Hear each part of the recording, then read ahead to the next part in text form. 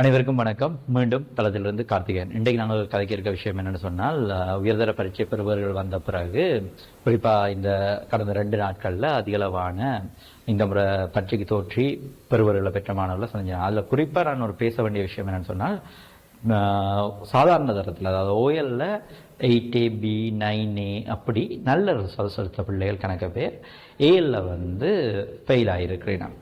OF 2F அப்படியான நிலைமைகளோட வாரினம், அதாவது உயர்தரத்தை பூர்த்தி செய்யப்பட முடியாத ஒரு நிலைமையில குறிப்பாக அவங்களோட நாங்கள் தனிப்பட்ட ரீதியில் கவுன்சிலிங் நடைமுறை அடிப்படையில் தளவமைப்பு ஊடாக மேற்கொள்கிற நடைமுறைகளில் நாங்கள் அவங்களோட பேசினது, அவங்களோட தொடர்பு படுத்தப்பட்ட விதங்கள் அடிப்படையில் தெரிஞ்சு கொள்ளக்கூடிய ஒரு விஷயமா இருந்தது. வளமையாக நாங்கள் இந்த A-level சப்ஜெக்ட் செலெக்ஷன் என்ற இடத்துல பார்க்கல குறிப்பாக பேரண்ட்ஸை தான் நாங்கள் குறை சொல்கிற ஒரு நிலைமை இருந்தது. ஆனால் இந்த முறை நாங்கள் அதிக அளவில் நாங்கள் கண்ட பிரச்சனை என்னன்னா, பாடசாலைகளில் ஏற்படக்கூடிய சில நெருக்கடிகள். குறிப்பாக இதை நான் 2-3 விதங்கள் உங்களுக்கு பிரித்து சொல்லிடும். ஒன்று, ஆசிரியர் மாணவர் முரண்பாடுகள், ஒரு குறித்த பாடத்துறைக்கான ஆசிரியருக்கும் மாணவருக்குமான முரண்பாடுகள். 2வது விஷயம் பார்த்தோம்னு சொன்னால், அந்த பாடசாலையில் இந்த பிள்ளைண்ட 9A அல்லது உயர் புள்ளிகள் காரணமாக அவருக்கு வழங்கப்படுற பதவி நிலைகள், ஒரு ப்ரீவெக்ட் அப்படியானதால் வரக்கூடிய பதவி நிலைகள். 3வது விஷயம் பார்த்தோம்னா, அந்த பாடசாலையில் அந்த பாடத்துறை சார்ந்த போவைக்கில் அவருக்கு ஏற்படக்கூடிய இடர்பாடுகள் தொடர்பான வழிகாட்டல்கள் இன்மை. இந்த 3 விஷயத்தாலையும் பார்த்தோம்னா கணக்க பிள்ளைகளுக்கு ஒரு ஃபெயிலியர்ஸ் வருகிறது. நாங்கள் பேசிக்கொண்டு போய்க்கல கணக்கெடுத்தில் இந்த விஷயம் இனம் காணக்கூடியதாக இருந்துச்சு.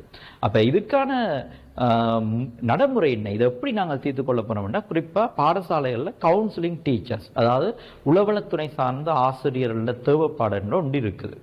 ஆனால் நாங்கள் குறிப்பாக ஒப்பீட்டளவில் கிழக்கு மாகாணத்தில் பார்க்கல திருகோணமலை மாவட்டத்தில் கவுன்சிலிங் டீச்சர்ஸ் என்றவங்களோட எண்ணிக்கை குறைவாக இருக்குது. ஆனால் நீங்கள் பாடசாலையில் போய் கேட்டிங்கன்னா கவுன்சிலிங்குன்ற ஒரு டீச்சர் இருப்பா, ஆனால் அந்த டீச்சர் ஒரு சரியான முறையில் பயிற்றுவிக்கப்பட்ட ஆசிரியராக இல்லை. அப்போ அதிண்ட புறப்பாடு பல பிள்ளைகளில் தாக்கம் செலுத்தி இருக்குது.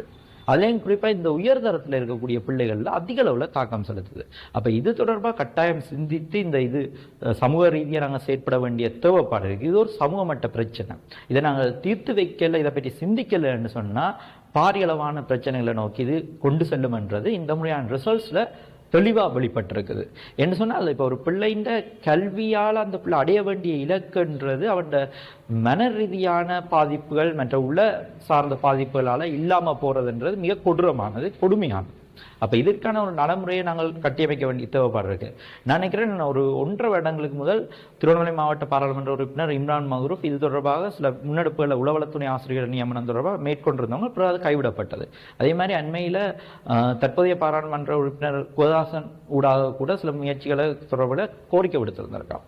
அப்போ இது தொடர்பாக கட்டாயம் ஒரு கவனத்துக்கு எடுக்க வேண்டிய தேவைப்பாடு இருக்குது. ஆகவே இதை கட்டாயம் உங்களோட கவனத்தில் எடுத்து இது சார்ந்த அமைப்புகள் செயற்பட வேணும். என்று சொன்னால், உயர்தரத்தில் வந்துட்டு ஒரு இலக்கோட தன் இலக்கை தவற விட்டு போகிற பிள்ளைகளுக்கான அடுத்த கட்ட பாதைகள்ன்றது பெரிய கேள்விகளாக போகும். அது அவங்களோட ஒட்டுமொத்த வாழ்க்கையும் குழப்பக்கூடியது.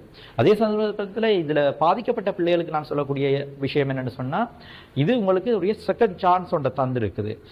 இப்போ A-level நீங்கள் ட்ராப் ஆகிருந்தால் அது ஒரு பிரச்சனையும் இல்லை. செகண்ட் சான்ஸ் உங்களுக்கு நீங்கள் திருப்பி படிக்கலாம். உங்களுக்கு சப்ஜெக்டில் இஷ்யூஸ் இருந்தால் சப்ஜெக்டை சேஞ்ச் பண்ணி படிங்க. ஒரு இஷ்யூவும் இல்லை, சேஞ்ச் பண்ணிவிட்டு நீங்கள் ப்ரைவேட் கேண்டிடேட்டை அப்ளை பண்ணலாம்.